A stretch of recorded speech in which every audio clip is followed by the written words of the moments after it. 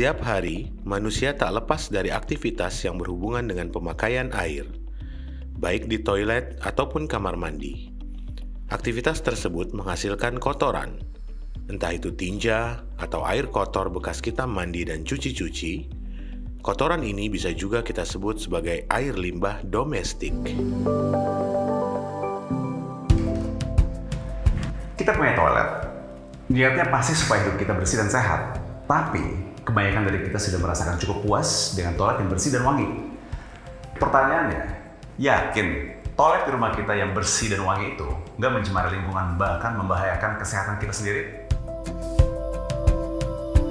Air limbah rumah tangga yang beraneka ragam sering sekali dibuang dan dialirkan langsung ke sungai yang berakibat terjadinya pencemaran air yang luar biasa. Bila pencemaran ini tak segera ditangani dengan baik, bisa menimbulkan dampak buruk bagi kesehatan manusia. Hari ini saya sudah bersama Profesor Dr. Djoko Hartono. Sebahaya apa sih air limbah manusia? Ya, tentu bahaya ya kalau tidak dikelola dengan baik. Jadi air limbah domestik itu sebetulnya ada dua sisi pengolahannya, off-site dan on-site. Nah, on-site ini sebetulnya yang kita kelola dengan perorangan. Untuk individu ada septic tank.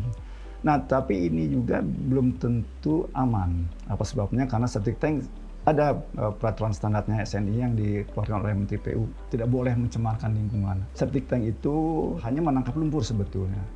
Bahwa effluentnya itu akan kemudian akan dibuang. Nah, ini barangkali yang banyak kecenderungan, apalagi kalau septic tanknya bocor.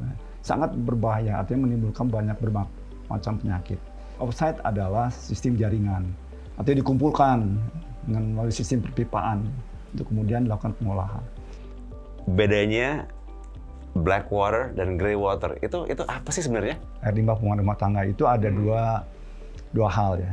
Yang kita kenal, yang satu itu dari dapur, kamar mandi, cucian, yang kita sebut dengan grey water. Itu grey water. Dan itu biasanya dialirkan ke saluran kota, ya, ditampung di saluran kota. Yang kedua yang namanya black water itu adalah air limbah dari kloset, dari toilet. Jadi itu seharusnya kita lakuin apa ya soal limbah domestik supaya nggak mencemari lingkungan? Memang banyak sekali teman-teman yang karena keterbatasan lahan, ya, sehingga buangannya itu langsung dibuang. Ya. Kita kenal yang namanya buang air besar sembarangan, itu kan yang kita sangat kita larang begitu ya.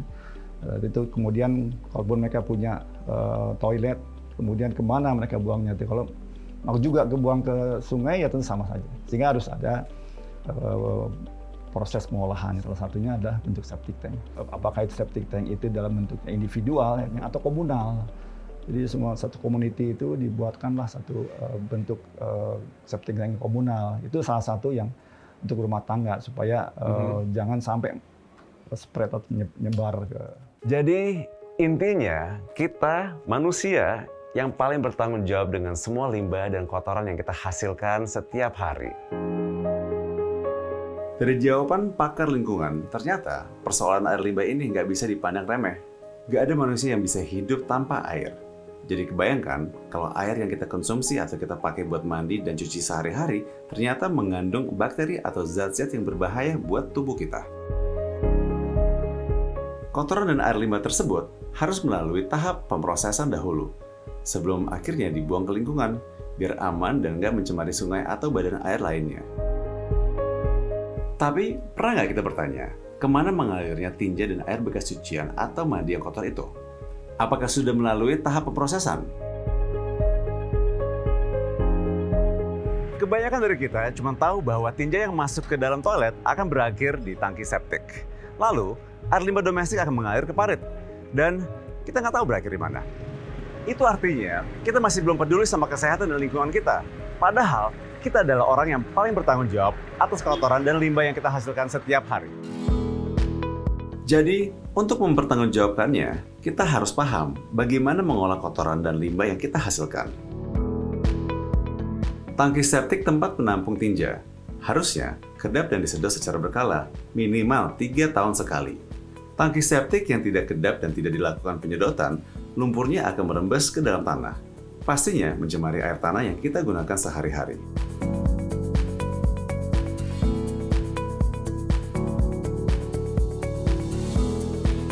Yang lebih menyedihkan, kebanyakan rumah masih membiarkan air limbah domestik mengalir ke parit di sekitar rumah. Parit yang ada di lingkungan kita fungsinya sebagai drainase untuk menyalurkan air hujan agar tidak terjadi genangan di sekitar rumah. Jadi, bukan untuk mengalirkan air limbah domestik dari rumah kita. Jika selama ini air limbah kita masih mengalir lewat parit, berarti sistem pengelolaan air limbah di rumah kita belum benar dan mencemari lingkungan. Harusnya, air limbah domestik itu perlu dikelola secara terpadu dalam sistem pengelolaan air limbah domestik.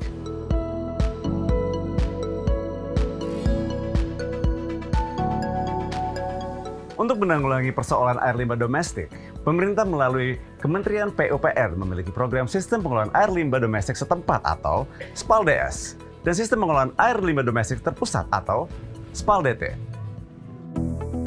Sistem pengelolaan air limbah domestik setempat atau SPLDS dilakukan dengan mengelola air limbah di lokasi sumber. Selanjutnya, lumpur hasil olahan diangkut dengan sarana pengangkut ke sistem pengelolaan lumpur tinja. Biar lebih jelas bagaimana sistem ini beroperasi, langsung saja kita berkunjung ke lokasi yang sudah menerapkan SPLDS yang ada di Surakarta, Jawa Tengah. Rumah-rumah di sini sudah menggunakan tangki septik yang aman dan sesuai dengan standar SNI. Di sini ada yang namanya layanan lumpur tinja terjadwal atau LLTT, seperti yang telah berjalan dengan baik di kota Surakarta. LLTT ini program pelayanan penyedotan lumpur tinja yang dilakukan secara periodik atau terjadwal. LLTT ini masuk dalam sistem pengelolaan air limbah domestik setempat.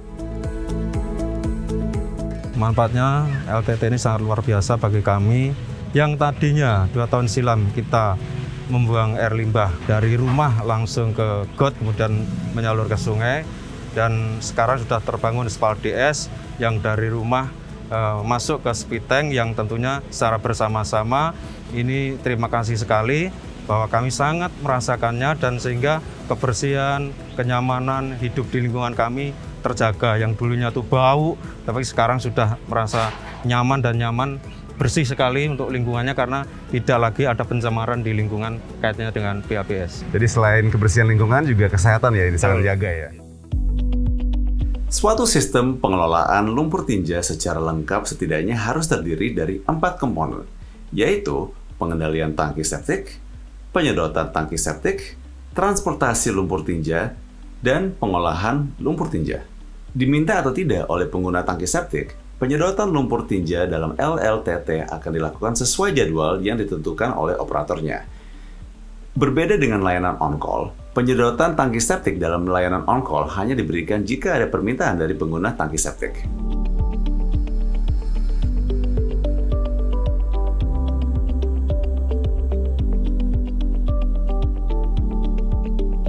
Lumpur yang disedot tadi nantinya akan dibuang ke instalasi pengolahan lumpur tinja. Nah, disinilah lumpur tinja yang tadi akan diolah supaya ketika dikembalikan ke lingkungan sudah dalam kondisi yang aman.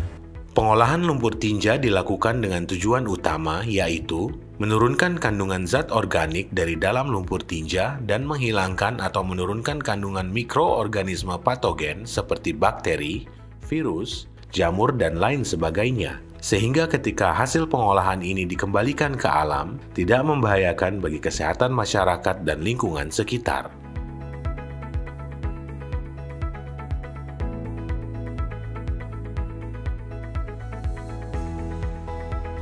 Selain sistem pengolahan air limbah domestik setempat atau SPAL-DS, pemerintah melalui Kementerian PUPR juga memiliki program sistem pengelolaan air limbah domestik terpusat di SPAL-DT.